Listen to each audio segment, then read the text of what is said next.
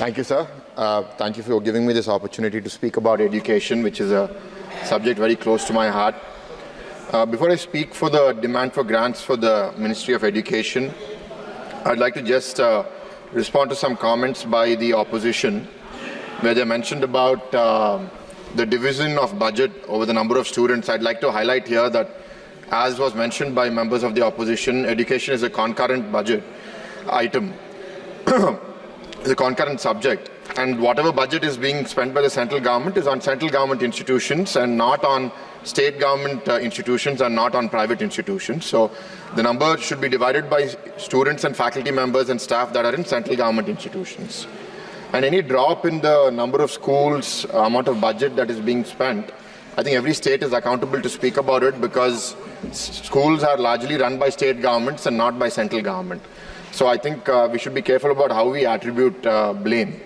And I think in this changing world, it's very important for us to recognize what is the role of government. Is it to spend money only, or is it also to enable? I think there's a balance between the both. It is to regulate, is to create good policies for the growth of the education ecosystem, and for those who can afford it, providing high quality education. And for those who can't, I think the government should step in and invest into the future of such citizens of India.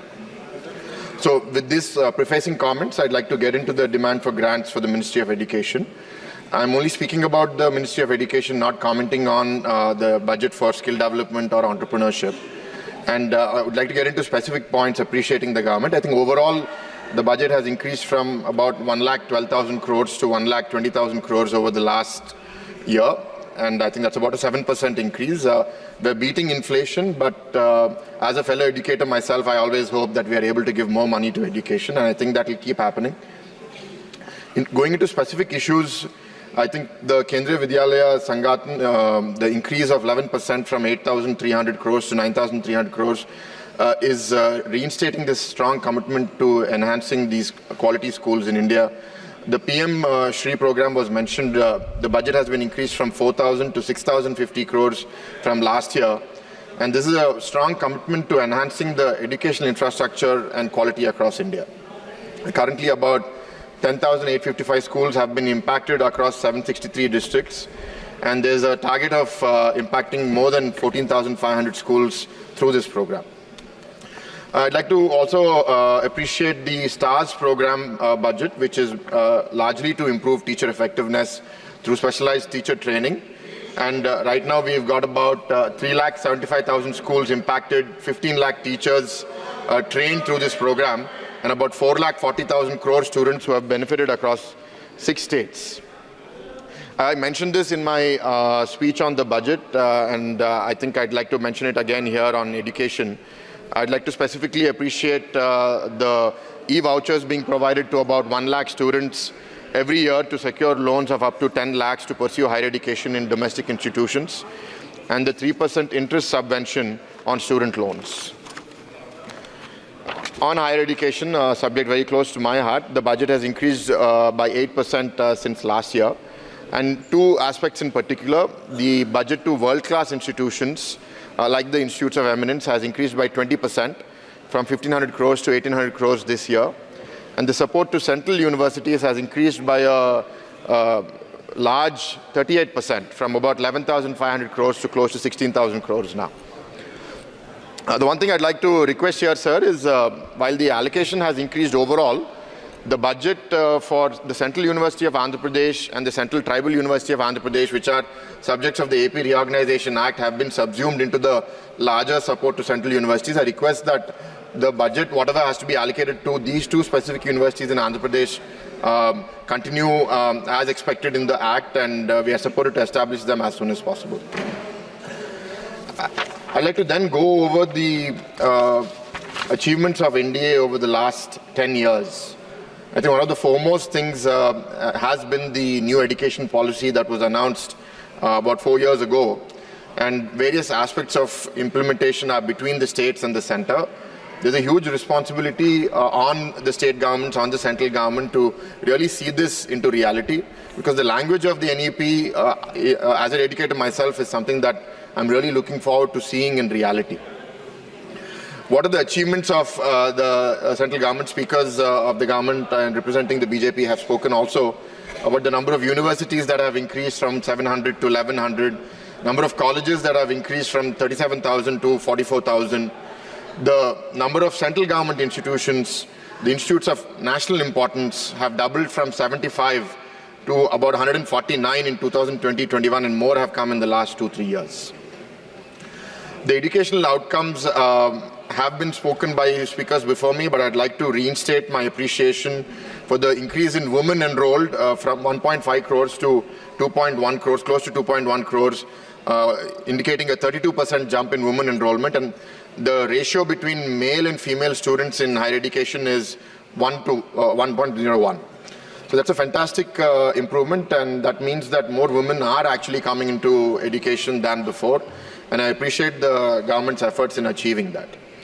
The 7th pay that was implemented in 2016 for faculty and teacher salaries and staff salaries across institutions in the state and the center, I think has done a great job in making education an attractive employment opportunity for citizens of India.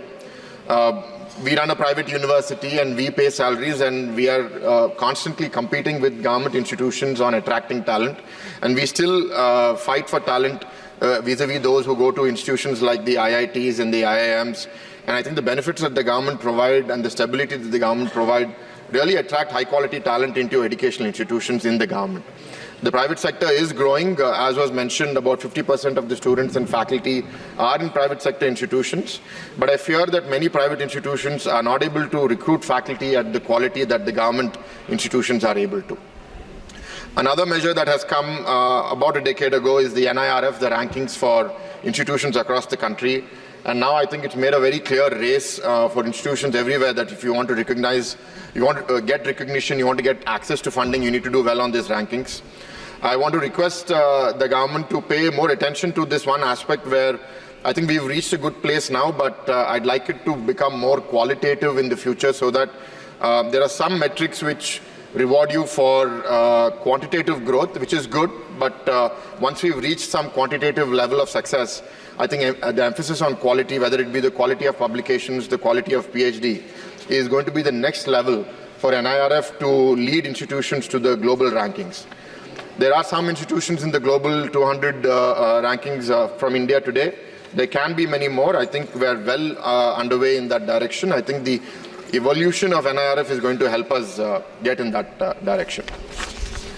Coming to some requests, sir, for our state to begin with.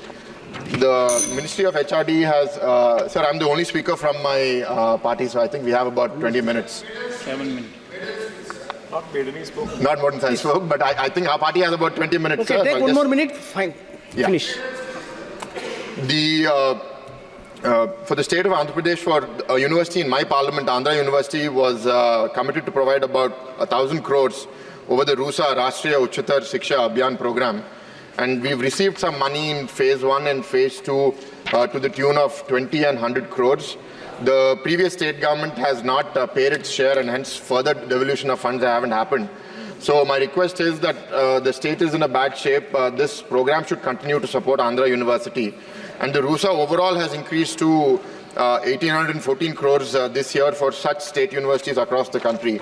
I appreciate the intention of the government to keep taking that forward. Again, coming back to the Central University, the Central Tribal University of Andhra Pradesh, the IIM, IIT, NIT, ISER, all central government institutions, many of which are in various stages of completion. I request the Ministry of Education and the government to continue allocating funds in a speedy manner, and whatever support is needed from the state government, we will provide it. I'd like to highlight the Central Tribal University in particular, where a campus was allocated in my parliament during our regime between 14 to 19 in the state, when Mr. Chandrababu Naidu was the chief minister. But the previous state government had created a lot of confusion, tried to move it to a very different area where they didn't allocate the land fully, and the campus didn't start. And the request from the staff of the Central Tribal University is to come back to the campus that was allocated in Kottavalasa Mandal in my parliament, where the 500 acres of land has already been allocated.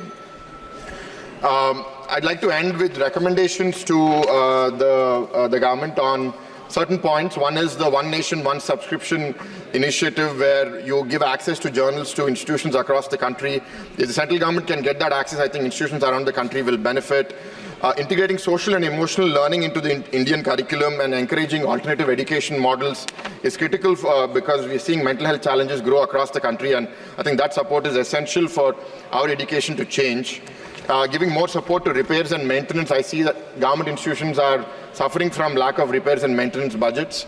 And lastly, and most importantly, I'd like to request for a budget on research on how outcomes of school education, outcome of higher educations are